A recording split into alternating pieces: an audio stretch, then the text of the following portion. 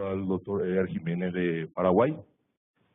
Y mi consulta es la siguiente. En el planteamiento de la nueva salud pública, ¿cómo integra la dimensión ética, por ejemplo, el concepto y el alcance de equidad de salud, el derecho a la salud, la solidaridad, que tienen implicancias directas tanto en la respuesta social organizada como en, digamos, el conocimiento, la comprensión de las condiciones de salud de la población? Es una excelente pregunta. Vamos a abordar aspectos éticos y efectivamente afectan tanto la definición de condiciones y de manera muy importante afectan la forma en que la respuesta social se estructura. Cuando hablemos de los sistemas de salud, vamos a hablar expresamente de la dimensión ética. Mi colega, el profesor Michael Reich, de la Universidad de Harvard, habla de los 3 pilares de la política pública, habla del pilar técnico, que es en el que nos tenemos que enfocar, pero habla también del pilar ético y del pilar político en el buen sentido de la palabra política, tendría como el arte y la ciencia de lograr acuerdos sobre objetivos valorados socialmente, no política como politiquería. Entonces hay un pilar político que requiere de un pilar ético. Hay elementos fundamentales de la ética, como el gran tema de cómo distribuimos los recursos para la atención a la salud, que estructuran una parte fundamental de la respuesta social organizada. En el lado de las condiciones, un minuto más, ahora vamos a hablar de diferentes definiciones de condiciones que pueden ser distintas, donde aplicamos distintos marcos interpretativos sobre distintas condiciones. Pero eso en un minuto más vamos a hablar. Pero todo esto lo vamos a ir viendo en los próximos 3 días. Hay una dimensión ética muy poderosa. Sí, yo te quisiera hacer una pregunta muy específica. Probablemente me esté adelantando algunos elementos que vas a discutir próximamente. A esta enorme discusión de si la salud pública es una especialidad médica o es una disciplina científica. ¿Qué piensas al respecto, dado que también el marco de referencia y conceptual de la salud pública se ha desarrollado muy recientemente? Es una pregunta muy importante y además tiene implicaciones prácticas.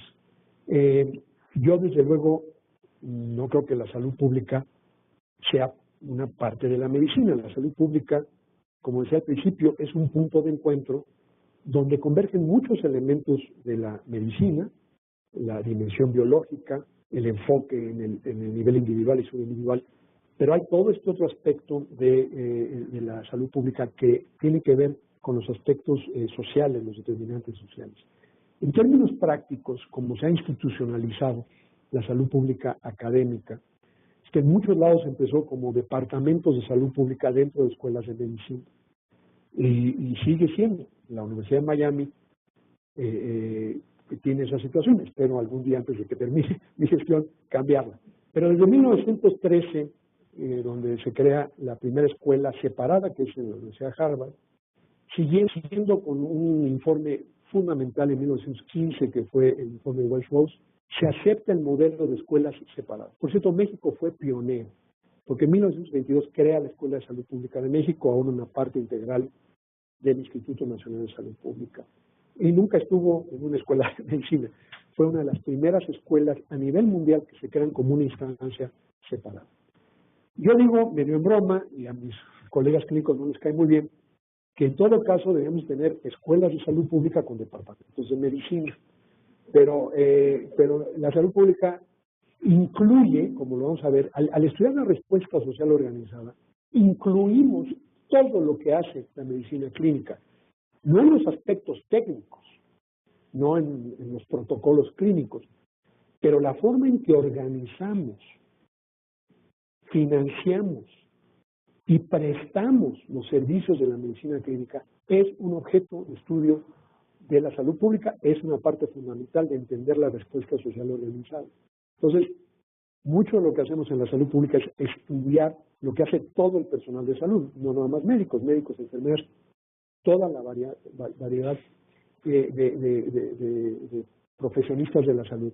La forma, por ejemplo, en que organizamos el equipo de salud, en que formamos los recursos humanos, todos esos son temas de la salud pública porque forman parte de la respuesta social organizada. Entonces, de hecho, la salud pública, en un sentido, es más amplia porque conecta las disciplinas que informan a la medicina y a la enfermería y a las otras profesiones clínicas de la salud, lo conecta con disciplinas como la ética, como las disciplinas sociales, como el entendimiento del ambiente físico, como la biología y la ecología de otras poblaciones no humanas, por ejemplo, poblaciones de microorganismos. Entonces, en un sentido, la salud pública es más amplia. Entonces, el modelo original en muchos países de tener departamentos de salud pública dentro de escuelas de medicina, creo que cada vez más está siendo superado y creo que es lo correcto. En una universidad las escuelas de salud pública típicamente son de las escuelas más multidisciplinarias e interdisciplinarias dentro de una universidad. Ahora, lo valioso aquí es que muchas de estas fronteras son arbitrarias y lo valioso aquí, por eso es esta formulación de que lo que distingue a la salud pública de la biomedicina y la medicina clínica no es el objeto, sino el nivel. Yo sí creo que aquí en el instituto desde un principio se ha hablado de investigación con misión.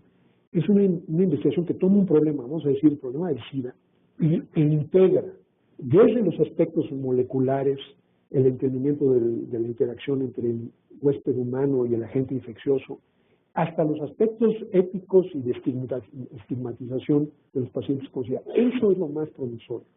Entonces, yo trato de decir, estas fronteras son construcciones arbitrarias y lo más valioso que podemos hacer es integrar a través de esos niveles subindividual, que a su vez tienen muchos subniveles, molecular, celular, orgánico, individual y poblacional. Y esto, por cierto, algo que quiero aclarar, es que la diferencia, cuando hablamos de que la salud pública se enfoca en poblaciones, no estamos diciendo que no entendamos que las poblaciones están formadas por individuos. Pero una población es los individuos y las interacciones entre esos individuos. No es nada más la agregación. De la misma forma que en nivel subindividual, vamos a decir, un sistema orgánico, no es nada más la colección de órganos, es cómo trabajan juntos. Nuestro cuerpo no es nada más un cerebro, unos pulmones, etcétera, etcétera. Es la interacción. Hay una escuela de la epistemología, de la teoría del conocimiento, llamada reduccionismo, que dice que tú puedes entender cualquier nivel más alto reduciendo a los niveles más bajos. Si entendemos las moléculas, entendemos todo lo que hay que entender sobre los humanos. Yo no me suscribo a esa corriente filosófica. Yo pienso que lo que define cada nivel son sus elementos constitutivos y las interacciones. Y eso es lo que hace que cada nivel no sea reducible al nivel más bajo, sino son las interacciones. Hay una realidad poblacional, pero las poblaciones están formadas por individuos y los individuos están formados por moléculas, pero lo que tenemos que entender a cada nivel es cómo interactúan. Y esto que acabo de decir es lo que se llama un enfoque sistémico en vez de un enfoque reduccionista. En los sistemas estudio los componentes y cómo interactúan. Entonces, de ahí que sea importante más bien pensar en términos de cómo integramos. Vamos desde el entendimiento de lo más fundamental a nivel molecular, por ejemplo, en el caso de una enfermedad, y vamos ascendiendo a niveles de agregación donde vamos incorporando las interacciones entre los elementos. Ese es un enfoque sistémico. Celso Ramos. Julio, ahora que estamos hablando de la nueva salud pública como yo la percibo, me gustaría saber tu opinión sobre dos preguntas que quiero hacerte. Una es en relación a si algunos factores de riesgo, además de los que ya mencionaste, podemos considerar los administrativos, los políticos, los económicos y toda esta nube que estamos ahora envueltos de problemas de corrupción en diferentes niveles federal, estatal, municipal, etcétera, y cómo esto influye en la buena práctica de la salud pública. Y la otra pregunta, cuando uno ve sector privado y sector público, parece ser que son diferentes niveles de calidad. Uno dice el sector privado ofrece mejores servicios de médicos, pero eso te cuesta y hay gente que no puede pagar el servicio. Y cuando uno habla de servicio público, dice no vayas ahí porque la atención es pésima. Y el ejemplo lo tenemos aquí en México con los servicios del ISSSTE, por ejemplo, ¿no? Mucha gente que tenemos servicio de ISSSTE preferimos saber al médico privado, si tenemos el recurso para pagarlo. Entonces yo creo que aquí sí habría que discutir cómo la buena práctica de la salud pública y la atención que tú estás hablando de atención poblacional influye como factor de riesgo en la atención de estas personas. Son puntos muy importantes y todos encajan en la discusión que vamos a tener de sistemas de salud. Pues te pido un poquito de paciencia porque vamos a hablar de todo eso, aunque no nos vamos a referir concretamente al caso de México, pero formas de pensar sobre, por ejemplo, el tema de la calidad, sobre la estructura de un sistema de salud. Pero esto lo vamos a ver el jueves y viernes. Entonces, tienes un incentivo para venir a las sesiones siguientes. Vamos a tomar dos preguntas más para poder terminar a tiempo y dar el espacio al final a los que están siguiendo la conferencia por web. Ok. Igualmente parecida a la pregunta del doctor, un poco sobre la posición epistemológica que asumiría un tanto la salud pública, sobre si es disciplinar, multidisciplinar o transdisciplinar, y qué implicaciones traería, porque, por ejemplo, en esta parte yo la veo un tanto transdisciplinar, pero con la relación que pudiera establecer con otras disciplinas y las interacciones entre estas, mencionaban, por ejemplo, la epidemiología conductual y la conducta entre la relación entre las condiciones. En ningún momento escuché, por ejemplo, la psicología de la salud. Y un tema, por ejemplo, aledaño, que podría ser la psicología de la salud ocupacional, ¿qué tan cercano o alejado estaría de la salud pública como parte de, como familiar, etcétera? Pero un tanto sobre la posición epistemológica y las implicaciones que vienen de este. Es una excelente pregunta. En el libro hay un subcapítulo que dice el lugar de las disciplinas. Me lo brinqué porque no tenemos tiempo de ver todo, pero la salud pública no se identifica con un conjunto específico de disciplinas, es realmente interdisciplinario. Alrededor de sus dos objetos de estudio convoca a las ciencias biológicas, las ciencias de la conducta, las ciencias sociales. Y es verdaderamente uno de los campos más interdisciplinarios. La salud pública no es una disciplina.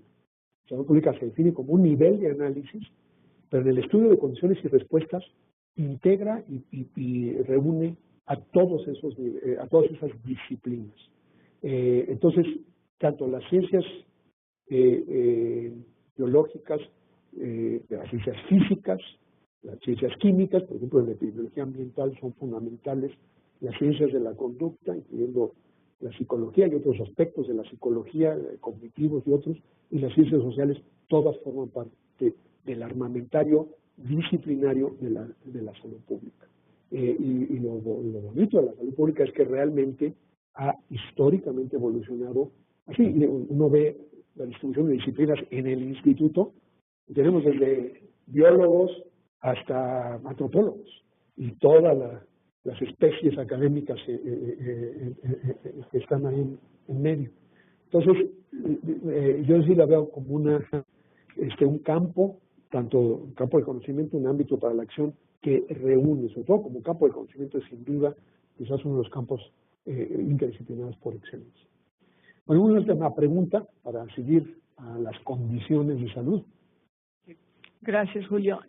Bueno, mi pregunta en relación con la ilustración que estaba hace un momento y la acaban de cambiar, que tenía que ver con la diversidad de los actores globales internacionales.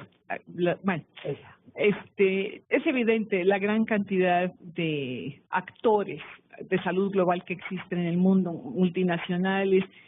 Y sabemos entonces que el papel de la diplomacia se convierte en un papel clave para lograr negociar y lograr los objetivos que cada uno de ellos aspira. Quisiera que comentaras en relación a el papel que tiene la diplomacia para la salud global. Gracias. Cuando hablé que había cursos completos, la doctora Nelly Salgado tiene nuestros cursos. Entonces, más bien hay que hacerle la pregunta a ella, pero no, la salud, la diplomacia es central para avanzar las causas de la salud, entre otras cosas, temas como la seguridad aquí requieren de la diplomacia, pero opera al revés. La salud se ha vuelto uno de los temas fundamentales de lo que se ha llamado diplomacia inteligente, donde además de la negociación puramente política, hay el uso de la salud como un instrumento para avanzar las buenas relaciones entre los países. Entonces opera en los dos sentidos.